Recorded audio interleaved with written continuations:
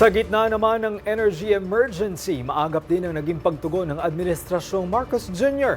mula sa pagbuo ng mga batas hanggang sa pagpapatupad nito. Balikan natin ang mga hakbang at programa ng pamahalaan kaugnay nito sa special report ni Camille Gonzalez.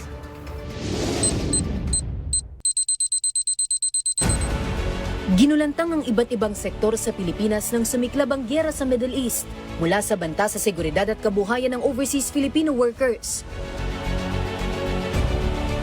hanggang sa pagsipa ng presyo ng produktong petrolyo sa transport sector. Nung tumaas nga, doon na ang 500 pesos is almost 5 liters na lang. So napakalaki, 50% ng kita namin talagang nawala. At dagdag pasanin sa bulsa ng mga commuter.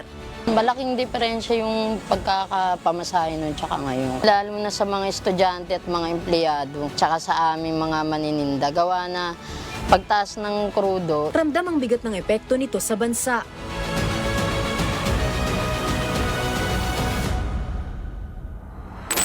Dahil sa hidwaan ng bansang Israel, Iran at Estados Unidos, naging mabigat ang dagok ng krisis sa enerhiya at petrolyo sa milyong-milyong Pilipino ngayong taon.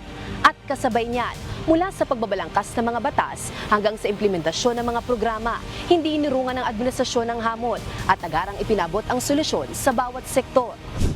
Nang magsara ang Strait of Hormuz, na pangunahing lagusan ng inaangkat na langis sa buong mundo, ipinatupad ni Pangulong Ferdinand R. Marcos Jr. ang Executive Order No. 110 na nagdedeklara ng State of National Energy Emergency sa bansa. Dito inilunsad ang Unified Package for Livelihood Industry, Food and Transport Sector. Ang Whole of Government Response Framework na ito ay para mapabilis ang ayuda at interbensyon sa mga apektadong sektor. Sa ilalim naman ng uplift, ligtas na nakauwi ng bansa ang lampas 12,000 OFWs sa pamamagitan ng repatriation program ng Department of Migrant Workers at Overseas Workers Welfare Administration. Ang pangunahing bilin po ng ating mahal na presidente ay unang-una, ligtas po natin at gawing safe lahat ng mga OFWs natin na nasa gitna ng silangan. Bukod sa handog na medikal at pinansyal na tulong, para matiyak na muling makababangon at makahanap ng trabaho ang mga balikbayan, inilunsad din ng National Reintegration Network, ang one-stop shop kung saan patuloy ang DMW at OWA sa pag-organisa ng mga job fair. Dito mabilis na naiuugnay ang OFWs, maging ang first-time job seekers sa mga lehitimong ahensya at kumpanya. Dahil naman sa tindi ng epekto ng taas presyo ng langis sa sektor ng transportasyon, inilunsad ng Department of Transportation at Department of Social Welfare and Development ang Cash Relief Assistance o CRA program.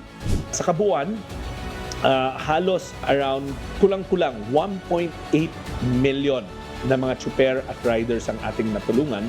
At kung isusuma total niya, that's around 9 billion pesos na itinulong ng pamahalaan natin para maprotektahan, ma-insulate itong mga vulnerable na transport sector workers natin. Agad ding inaksyonan ng Kamara ang krisis sa langis sa punguna ng Legislative Energy Action and Development Committee o Lead Council. Naipasa sa third and final reading ang Oil Price Stabilization Act. Layo nitong bigyang kapangyarihan ng pamahalaan na kontrolin ang presyo ng langis sa merkado at maibsan ang pasanin ng mga mamamayan.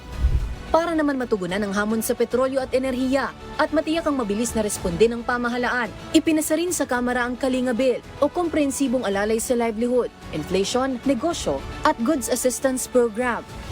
Upang isulong ang pangmatagalang solusyon sa krisis sa enerhiya at petrolyo, mas pinaigting ng Pangulo ang sistema ng enerhiya sa bansa. Sa katunayan, naging malaking bahagi ito ng kanyang SONA noong 2025. Kaya alamin natin, ano-ano nga ba ang mga kasalukuyang pag-unlad sa sektor ng enerhiya ngayong taon. Sa susunod na 3 taon, halos 200 planta ang ating tatapusin. Ito ay may kakayahan magpailaw sa 4 na milyong kabahayan o sa mahigit na 2,000 pabrika o sa halos 7,000 tanggapan at negosyo. Para matiyak na sapat ang supply ng enerhiya, nagdagdag ng 1,471 megawatts na power generation capacity ang Department of Energy. Ito'y sa pamamagitan ng bagong 22 power plants na bahagi ng 200 plantang target matapos ng Pangulo bago ang 2028. Patuloy din ang pagpapailaw ng DOE sa mga kabahayan, kung saan mahigit 26 na milyong kabahayan na ang may kuryente. Namumuhunan din ng gobyerno sa renewable energy, gaya ng solar power projects para sa pangmatagalan at murang kuryente.